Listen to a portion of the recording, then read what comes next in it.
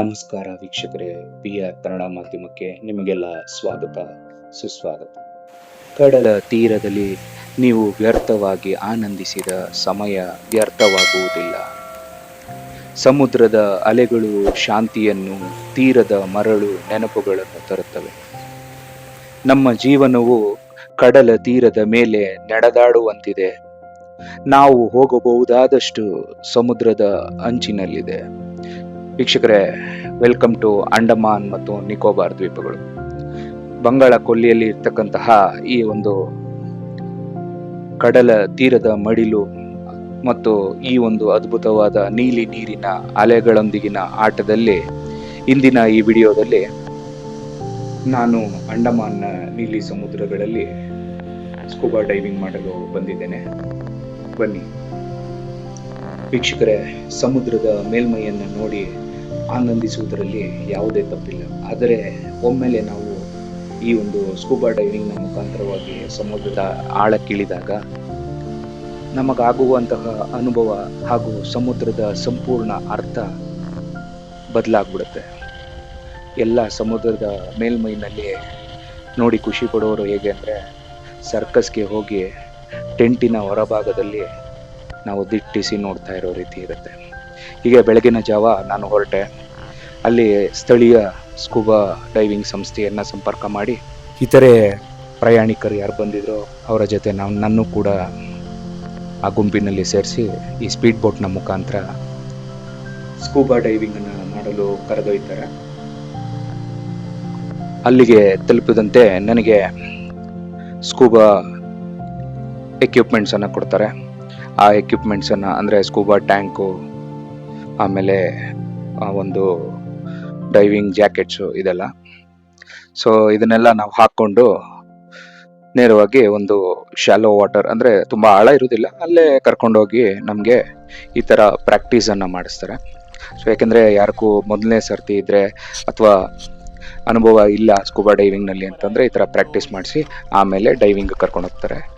ತುಂಬ ಅದ್ಭುತವಾಗಿತ್ತು. ತುಂಬ step by step ಎಲ್ಲ ಹೇಳಿಕೊಟ್ಟು ನಮಗೆ ಗೈಡ್ ಮಾಡ್ತಾ ಹೋಗ್ತಾರೆ. ನೀರಿಗೆ ಬಿದ್ದಾಗ ನನಗಾದಂತಹ ಮೊದಲನೇ ಅನುಭವ ಅಂದರೆ ಆಳ ಹಾಗೂ ಸಮುದ್ರದ ಆ ಒಂದು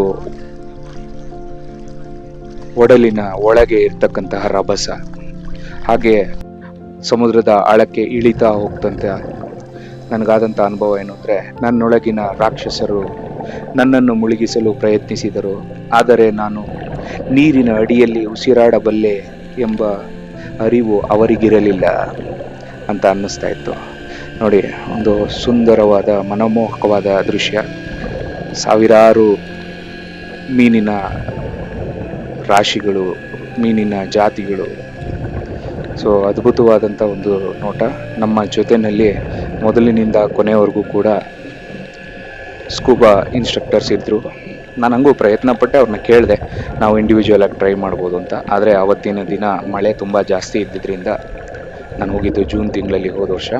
ಸೊ ಮಳೆ ತುಂಬ ಜಾಸ್ತಿ ಇದ್ದಿದ್ದರಿಂದ ಕಡಲಿನ ಒಳಗಡೆ ಓಷನ್ ಕರೆಂಟ್ ಅಂತ ಕರಿತೀವಲ್ಲ, ಅಂದರೆ ಸಮುದ್ರದ ಹರಿವಿನ ರಭಸ ಜಾಸ್ತಿ ಇತ್ತು.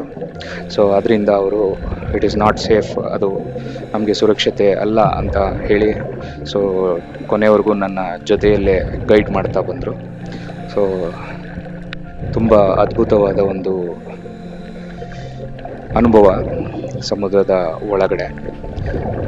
ಈ ಸಮುದ್ರ ನಮಗೆ ತಿಳಿಸ್ಕೊಡ್ತಕ್ಕಂತಹ ಇನ್ನೊಂದು ಅದ್ಭುತವಾದ ವಿಷಯ ಏನಂತಂದರೆ, ನಾವು ಜೀವನದಲ್ಲಿ ಏನೇ ಕಳೆದುಕೊಂಡಿದ್ರು ಅಥವಾ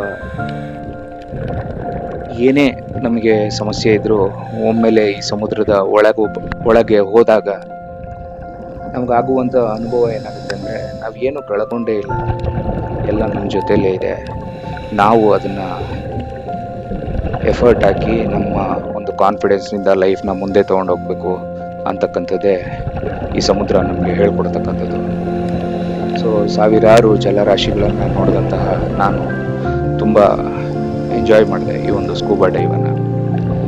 ಸೊ ನೀವು ಕೂಡ ಅಂಡಮಾನ್ ಕಡೆ ಹೋದಾಗ ನೀವು ಈ ಸ್ಕೂಬಾ ಡೈವನ್ನು ಮಾಡಿ ಅಂತ ಹೇಳ್ತಾ ನಾನು ಈ ವಿಡಿಯೋವನ್ನು ಮುಗಿಸ್ತಾ ಇದ್ದೀನಿ. ಧನ್ಯವಾದ. ಹಾಗೆ ನಮ್ಮ ಚಾನಲನ್ನು ಸಬ್ಸ್ಕ್ರೈಬ್ ಮಾಡಿ, ಲೈಕ್ ಮಾಡಿ, ಕಮೆಂಟ್ ಮಾಡಿ, ಸಪೋರ್ಟ್ ಮಾಡಿ, ಬೆಳೆಸಿ. ಧನ್ಯವಾದಗಳು.